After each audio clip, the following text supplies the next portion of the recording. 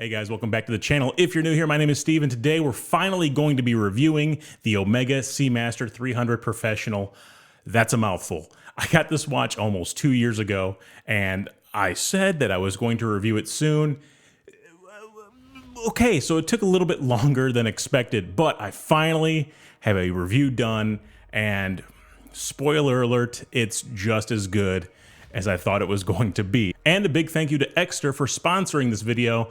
A little bit about them later on in the video. But before we get into the review, please like the video down below, hit the subscribe button and the bell icon, and don't forget to follow me on Instagram and on Twitter. Links are all in the description below.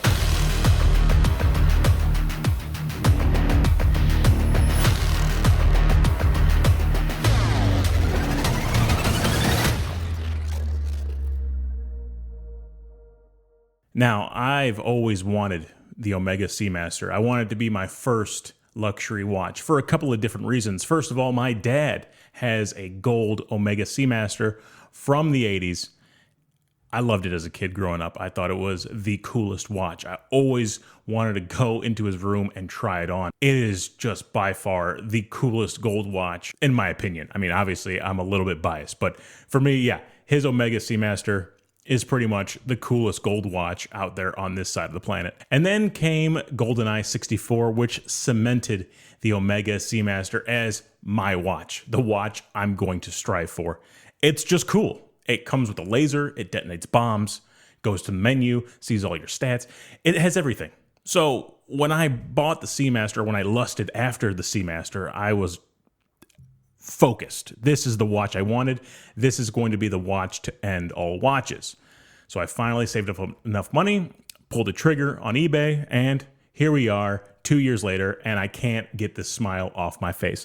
One other thing, I did buy the mesh bracelets for the Seamaster. This is the 20mm mesh bracelet, and these come actually on the new 60th anniversary James Bond Seamaster. Highly recommend picking these up because one big downside I see of this watch is that the bracelet is too chunky for most. Now, on my wrist, I think it looks pretty good. I think it's the perfect balance of utility and luxury.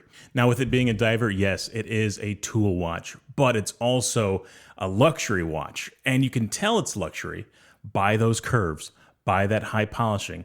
Ceramic bezel, the cubic zirconia dial, those laser etched waves. It looks just chef's kiss. It's so good. It's the perfect balance of luxury and function. And if you have big wrists like I do, I think you're gonna actually find the bracelet very comfortable, and it balances out the watch head very nicely. It's basically a big cuff on your wrist. But then you have the high polished center links and the fluid feeling of the links themselves. They just feel really, really good on the wrist. I can't deny that. But let's get the dimensions out of the way before we get into the details of the watch. The case diameter is 42 millimeters. The lug to lug is 50 millimeters. Thickness is 13.5 millimeters. On the standard bracelet, it weighs in at 185 grams, size to my wrist. The bracelet does not taper, like I said, so it's 20 millimeters all the way down to the clasp, where it bumps up to 21 millimeters. That clasp does have a diver's extension and a micro adjust system that's on the fly. I use that all the time. It works like a charm. I absolutely love it. The mesh bracelet does taper a bit from 20 millimeters down to 18 millimeters at the clasp, and you do have a bit of micro adjust that you can play with there. The holes in the bracelet are about 5 to 6 millimeters apart, so you do have a little bit of micro adjust there if you think about it like that. They do offer a large and a small size on the bracelet, so if you do have smaller wrists, you might want to get the smaller size.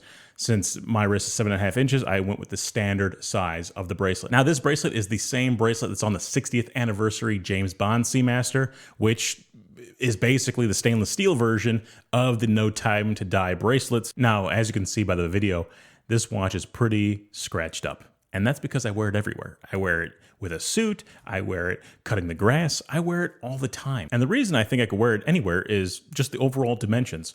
While it seems a little bit big on paper, it wears absolutely beautiful on my wrist. And I think the biggest thing is that 13.5 millimeter thickness. It's really not that thick at all for being a 300-meter diver.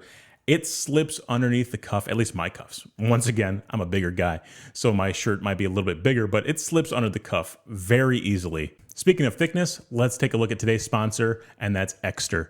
They reached out and they asked me if I wanted to take a look at a couple of their wallets, and I said, yeah, go ahead and send them over. So they sent me 2 wallets. They sent me the aluminum version and the leather version of the wallets. First of all, it has an RFID blocking pad here. It has a money clip holder here.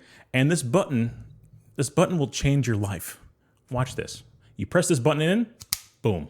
All your cards come out of the top, and you can pick out one, pay with it, put it back in, and just simply push it down. Bada bing, bada boom. Now the leather one is just as easy to use. You open it up, you put the money in there, cards in the top, but they have a little back pouch here. So what's that for? This little tracker. If you lose your wallet, you can go to your phone, press the button, and this will start beeping to find your wallet. Vice versa, you lose your phone, you can press the button on here, and it'll cause your phone to ring.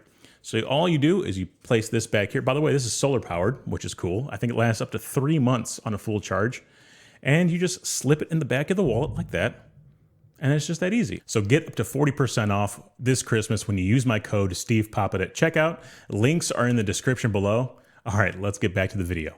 Now, the movement on the Omega Seamaster is hands down the coolest part of the watch. It's actually one of the only watches I actually wanted an exhibition case back on. It's the caliber 8800.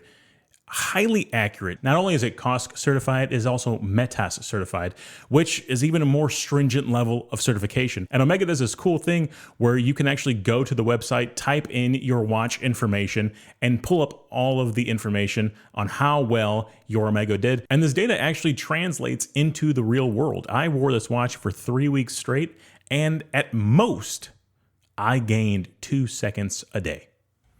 That's solid. I mean, what more do you want in your mechanical watch? And not only does it function well, it looks really good. I mean, like I said, this is one of the only watches I actually want an exhibition case back on. So I take it off, I just look at it from time to time. I'll hand it to people, let them see the back of the movement. It looks stunning. Absolutely love it. And then we flip that watch over and look at that zirconium dioxide dial, and ooh, those laser engraved waves, oh my God. It's so good. They hit the nail on the head. I love the waves on this dial. Some people may like the older James Bond, wave dial from 1995. The laser engraved stuff is the way to go. I think this watch is going to age beautifully because it's not going to age. You're not going to get that dial fade, that bezel fade. And I personally like that. All the vintage stuff aside and wanting faded bezels and faded dials and things of that nature, I love knowing that this watch is going to look pretty much the same in 40 years as it does right this very second, aside from a few dings and things like that on the case. Just knowing that the dial and the bezel are not going to change because of their material, and they're going to look just as beautiful then as it does right now. It's just knowing that makes me want to buy this watch again. Like I just want to buy this watch again, keep it in a vault safe thing, wear this one every single day, and just compare them 40 years from now. I just love it. I don't know. I'm getting too excited. I'm getting too excited about this Omega. If you couldn't tell, I really love it. I really, really do. The indices on the dial are very deep and filled with lume. The skeleton hands are a bit divisive. I kind of like them, and then I don't like them at the same time. I like them when they catch the light in the right way, but when you're looking straight top down at it, the hands can actually get lost a little bit depending on what it's reflecting. The minute hand has green lume, and the rest of the indices have blue lume. Speaking of lume, the only part of the bezel that's lumed is that pip at the 12 o'clock, and I actually like that. Now, I'm not going to be diving with this watch, so I don't need the entire thing lumed. If I'm going to be diving, I'm pretty sure I'm going to be taking a Seiko or a Citizen with me. The lume pip is just fine. That one's in green to match the minute hand, so I like how they have 2 different colors of lume. It works out very well. Another controversial thing is that helium escape valve at the 10 o'clock and Once again, I like it. And I like it because it gives the watch its own silhouette. If you take a look at my 60th anniversary James Bond Omega Seamaster video, which I'll link at the top, I talk about the silhouettes of the Omega Seamaster and why it's so important to have that helium escape valve at the 10. Because if you only had the silhouette of the watch to go by, you know exactly which watch it is. It's the Omega Seamaster. It's right there. While the function of it doesn't really make any sense, I like it. It's just its own unique, I guess, birthmark to separate it from its competition. Now, while I like the bracelet itself, the biggest issue I had was sizing it because it's not like your traditional screw pin where you screw it out to one side and a whole pin comes out. There's 2 screw heads on either side and a pin in the middle. So it can be a little bit difficult, especially if you're having difficulty removing one of the screw heads. It's kind of hard. I've actually stripped 2 screws. I think I may have stripped 2 screws sizing this bracelet myself. And yeah, I don't want to take it to a jeweler. I mean, I have the tools here. I can just do it. And I have no other issues with any other of my watches that have screw pins. So I'm not sure why they did the screw pins this way. It just seems like an inefficient design, but yeah, that's one of my gripes with this watch. Let's talk about Omega's mesh bracelet real quick. And it's not the only mesh bracelet I own. I actually own this Movado that has a Milanese bracelet. But you can tell the difference, and I didn't think so. I was very skeptical when I originally bought this bracelet on how well it's actually going to perform. But just touching them, you can feel the difference between this mesh and this mesh. And I get it, it's a Movado, so it's not, anything crazy, but there is a difference to actually feeling it. I love the way this bracelet feels on my wrist. It does class up the Seamaster quite a bit, if I'm being honest.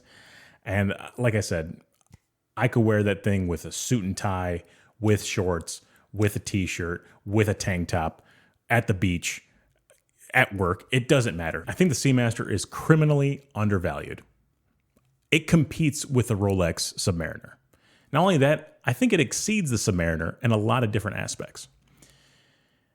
And then you can buy it at a discount. What?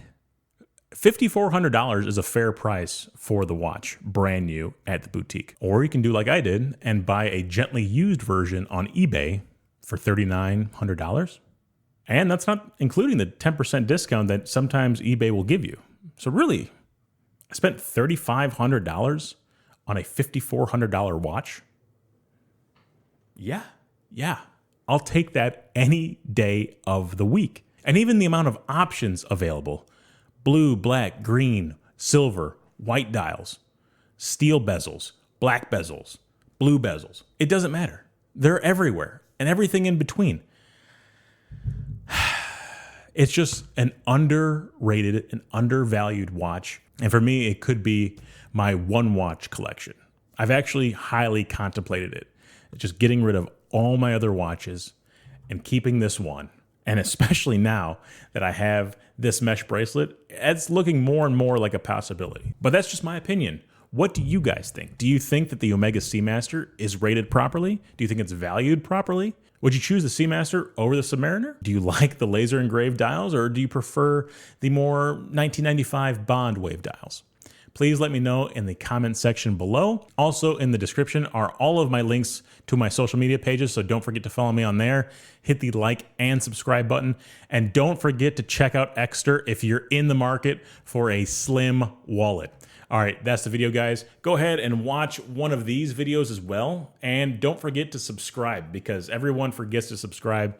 Subscribe, like, do all that stuff. Watch these videos. Enjoy your Christmas. All right, guys, I'll catch you later.